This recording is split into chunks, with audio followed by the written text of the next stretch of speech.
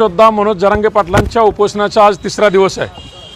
अजूनही सरकारने योग्य तो मार्ग काढण्यासाठी हैदराबाद गॅजेट असेल, मुंबई गॅजेट असेल किंवा सातारा गॅजेट असेल, आमच्यावर दाखल झालेले गुन्हे असतील याच्यावर सन्माननीय तोडगा काढल्याशिवाय सोलापूर शहर व जिल्ह्यामध्ये लाडकी बहीण योजनेच्या प्रचार व प्रसारासाठी माननीय मुख्यमंत्री आणि दोन्ही उपमुख्यमंत्री येणार आहेत। जर मनोज जरांगे पाटलांचं उपोषण योग्य तो सकारात्मक मार्ग न काढता जर तुम्ही सोलापुरात पाऊल ठेवाल तर मुख्यमंत्री साहेब याद राखा, लाडक्या बहिणी लाडका भाऊ संघर्ष योद्धा मनोज जरांगे पाटलांसाठी हा कार्यक्रम उधळून लावतील आणि तुम्ही सोलापूर जिल्ह्यात तुम्हाला ही सकल मराठा बांधव पाय ठेवू देणार नाहीत।